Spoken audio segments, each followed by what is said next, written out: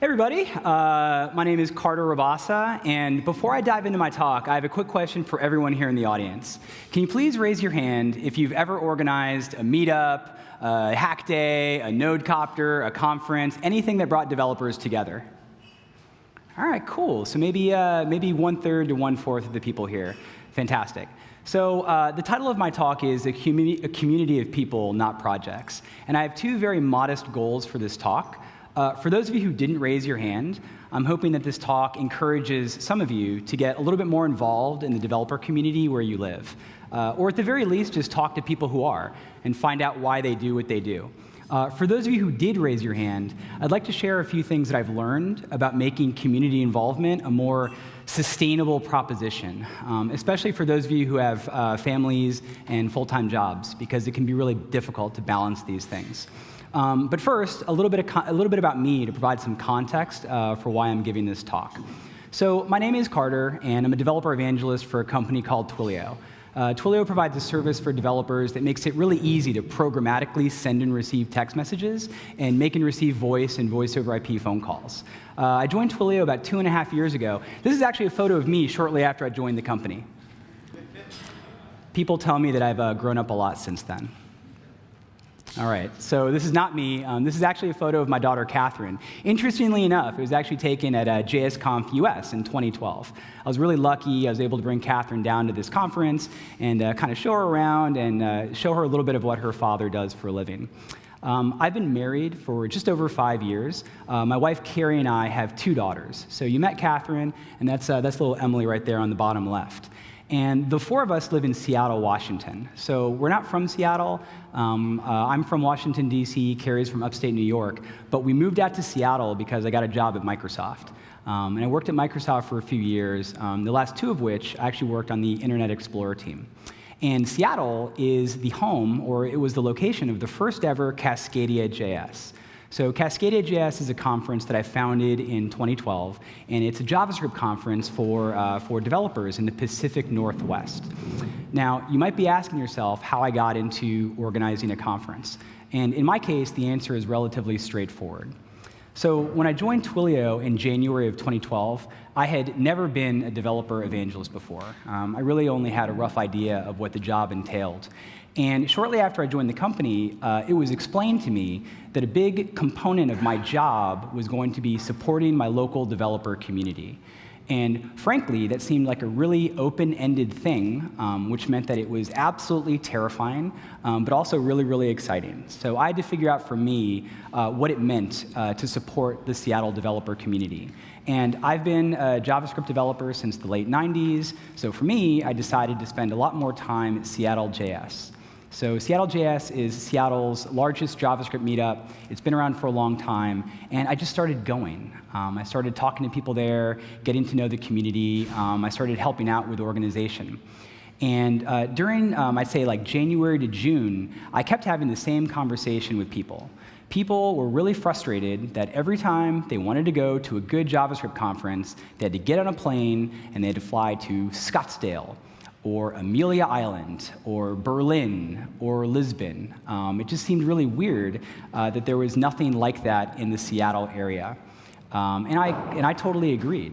And I talked to some community organizers down in Portland and up in Vancouver, BC, and there was this sentiment that we really wanted something for us. So that's where Cascadia JS came from. It was heavily inspired by JSConf, JSConf EU, LXJS, NodeConf, all of the conferences that you think of as being the best of what a developer conference can be. And we put on this event in November of 2012, and it was just, it was a huge success. We pulled together just over 200 amazing people for 2 days of fun, and it was just one of the most rewarding experiences I'd ever had. And the feedback was very, very positive, and people liked lots of different things. They liked the coffee and they liked the food, but the reoccurring theme over and over again was that people were so delighted to meet other people. And not just within the city that they lived in, but people in Seattle were so happy to meet other interesting and amazing people down in Portland or up in Vancouver. And I felt that we had really succeeded in connecting developers up and down the Pacific Northwest. So I left, so the conference ended, and I was on this real high cloud. And I don't know about you, but I had a fever, right?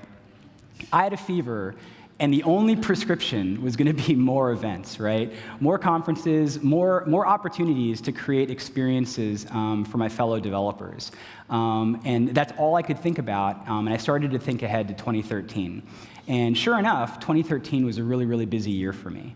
And it was awesome. I started it off in February. I launched an event called Sports Hack Day.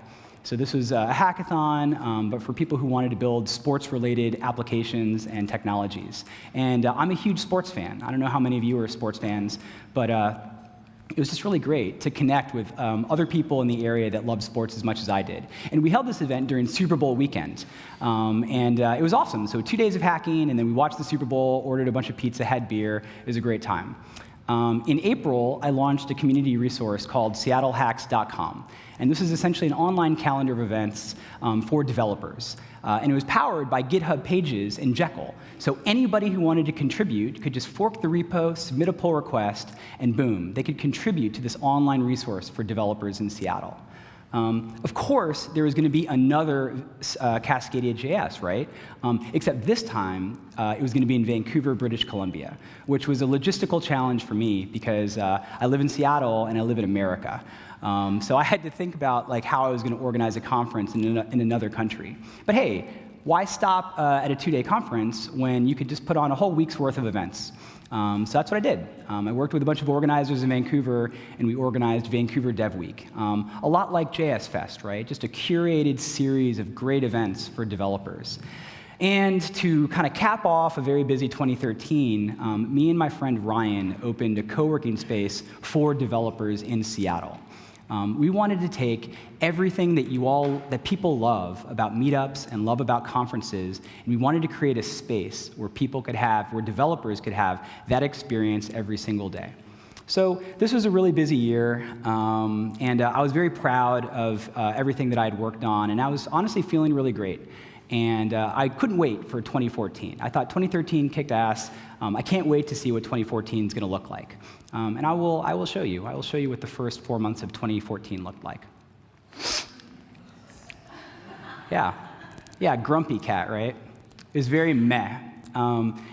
This caught me completely off guard, right? I thought I had figured everything out, and I could not understand why I was having such a rough first few months. The first sign that something was wrong was that there was no follow-up to Sports Hack Day. People were emailing me. They're like, hey, Carter, February's coming up. When's Sports Hack Day? And the answer was it wasn't going to happen. It wasn't going to happen because I was too busy, and I couldn't even imagine who else could run it. So I just sort of decided that there wouldn't be another Sports Hack Day. And that was the first sign that something was kind of wrong. But it wasn't just Sports Hack Day. It just seemed like I was dropping the ball a lot. I was dropping the ball with the co-working space. I was dropping the ball at work. And this is just it was very unlike me. But at the time, in the middle of it, I really didn't have a lot of insight into why this was happening. It just felt man, things are really tough and challenging right now, and I don't know why. And things came to a head in April. So I started working with a remarkable person named Tracy Hines. So people who live in Portland know who Tracy is. She's she doesn't live there anymore, but she used to be one of the most active organizers in Portland. And I started working with her on the next Cascadia JS. And things started out great until they weren't. And by the time April rolled around, me and Tracy were not working well together. We weren't communicating well. And she was incredibly frustrated with me, and I was just frustrated in general. I couldn't understand why things that had gone so easy in 2013 were going so poorly in 2014. So right around this time, I'm flying home from a conference, and I'm in a funk, and I just want to read a book. And this is one of my favorite authors. I highly recommend Chuck Klosterman. He's amazing. He's funny. He writes about pop culture and music and sports. He's a former columnist for Spin magazine. He does writing for the New York Times magazine. He's great. And I just wanted to get my mind off of all this stuff, so I wanted to read one of his books. And I'm on Amazon.com, and I find this book that he wrote called Killing Yourself to Live. The title is very misleading. It's basically about Chuck going on this road trip across the US, and it looked awesome. So I start reading the reviews, and there's this one review that where there was an excerpt from the book, and it really, really caught my eye, and I want to read you the excerpt. So, art and love are the same thing. They're the process of seeing yourself in things that are not you. And I'm not kidding, like at that moment on that plane, reading that quote, this is what happened to me.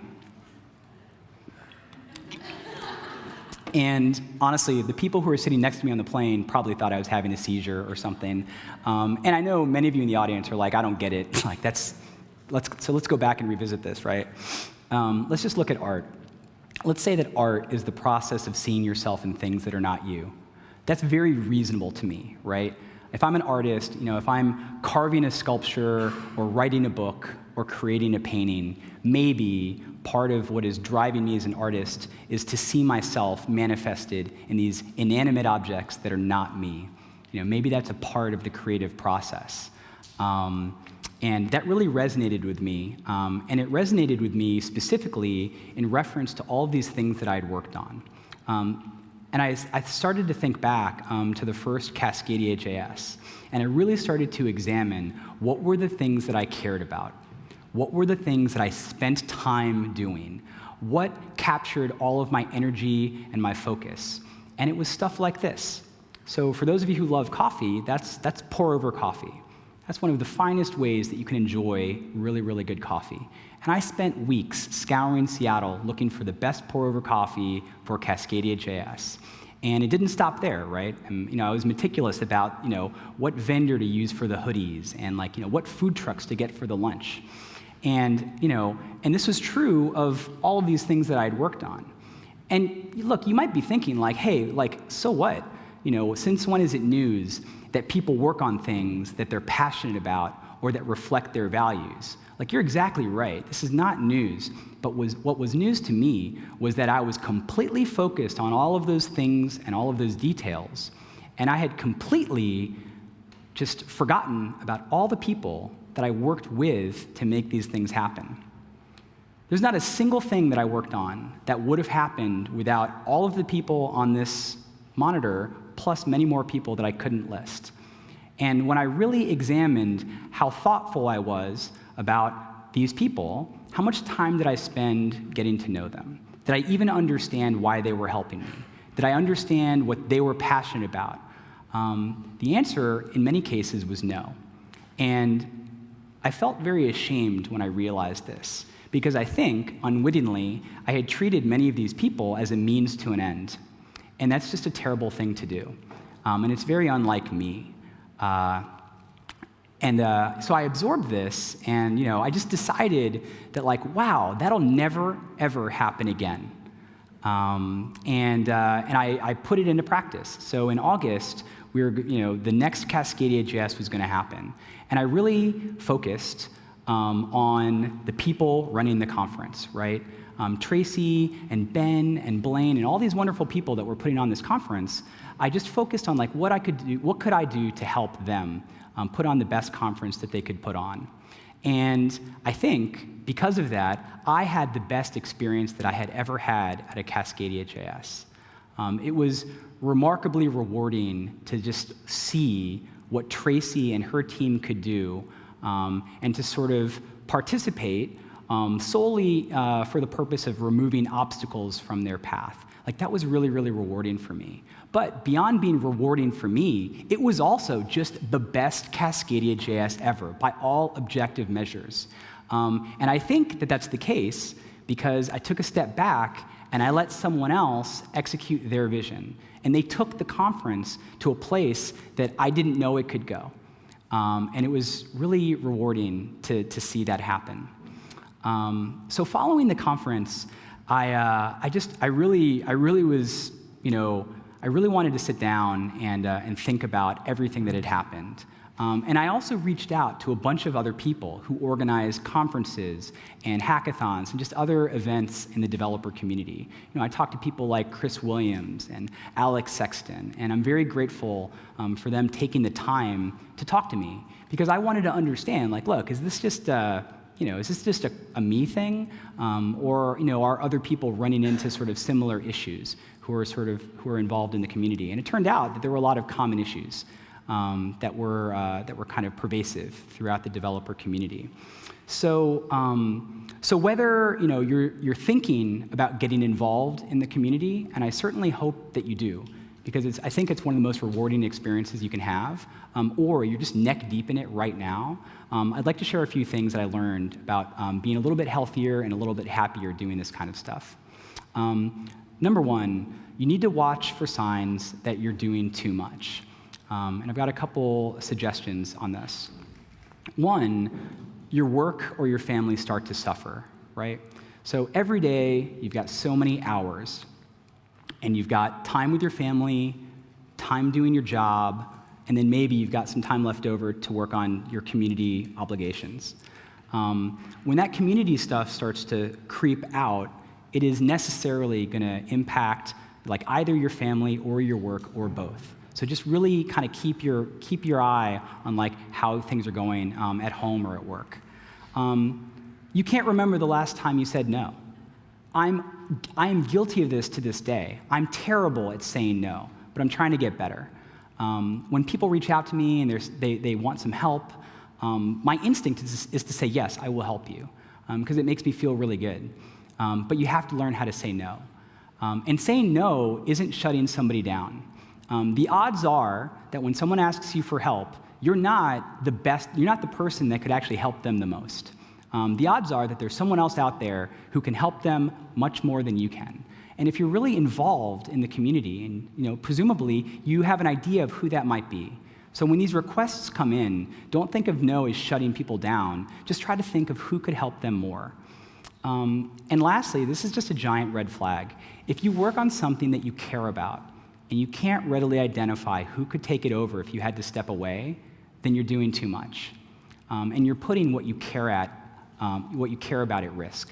So, if you can't think of who should take over, that's a huge red flag. It means that you're not really sharing enough with the people that you're working with. Number two, how to identify and find awesome people. I wish that I could tell you that I have a foolproof blueprint for doing this. I don't, but I have a couple suggestions that I think that have been really helpful for me.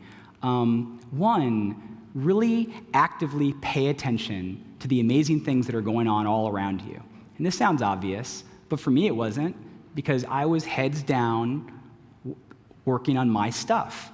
And I had blinders on, and I was very myopic. And you need to take the blinders off and look around, because people are doing awesome things. I basically met Tracy for the first meaningful time when I went down to Portland because she was running NodeBots Day in Portland. And I met her, and I saw firsthand what an amazing organizer she was. And that never would have happened had I not taken the time to just take the organizer hat off and just go enjoy something in the community. Also, don't be afraid to ask for help. A lot of people think that this is a sign of failure, and it really isn't. Asking for help is nothing more than raising your hand and saying, hey, I'm really passionate about something, and I'd love to work with somebody on this. That's all that is. Two things to keep in mind, though. You must be explicit about what you want help with. To say that you just need help with your meetup is not helpful. To say that you need help, to say that you want to record the talks at your meetup and post them online is incredibly helpful. And you need to be public about this, right? Don't just talk to a few people you know. Put it out there in as public a manner, because the truth is, you might not know a videographer. There might not be a videographer that's directly connected to you or someone that you know, but if you just put it out there publicly, you'll discover people that you didn't know, and they'll want to help you. And then lastly, and I'm really still working on this, take the time to get to know people, to get to know these people as people. Understand what they care about, what they're passionate about. I know that if I had done a better job of this, I never would have accidentally treated people as a means to an end. But I didn't. I was really busy, and I didn't prioritize getting to know the people that I was working with. And I think that's a huge mistake. And then really, this is the third thing, and this is sort of the real crux of my talk. And this is just a frame of mind, right? Stop thinking like I'm working on a project and start thinking like you're working with people. I'm starting to do this for the next Cascadia.js. I'm trying to be much less focused on where it's going to be, who's going to talk, all of those details. And I'm trying to be much more focused on who am I going to work with on this remarkable event. And then the details will come later. But in order to do this, I think you need to do a few things. One, you need to learn how to let go. I guess, no one here has a kid under 6? Okay. If you have children under the age of 6, you know who that is, and you know why this is funny or annoying. But no, you really do have to learn how to let go. If you can't figure out how to let go of these precious little things that you've created, you'll never succeed in really sharing them with people. Number 2, you need to get incredibly serious about documentation and communication. And I don't care what tools you use. Tracy used GitHub and IRC almost exclusively for Cascadia.js. The tools don't matter, but you have to get everything out of your head and into a place where you can work asynchronously with people. This is just incredibly important in terms of sharing.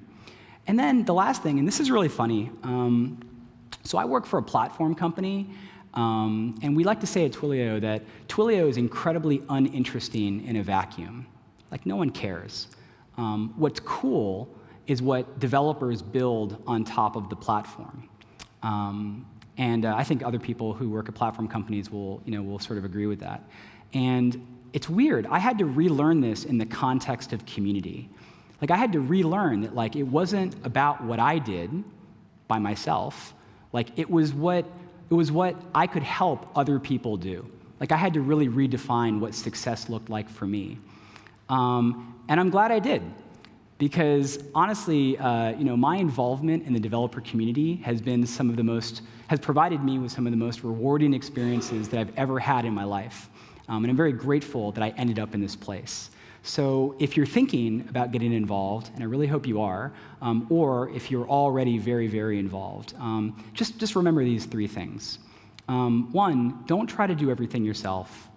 2, find people who share your passion. And 3, focus on what you can help them accomplish. And lastly, for anyone here who might consider doing this for a living, please come find me in the hallway track. I'd love to talk about evangelism, love to talk about Twilio, and that is it for me. Thank you very much.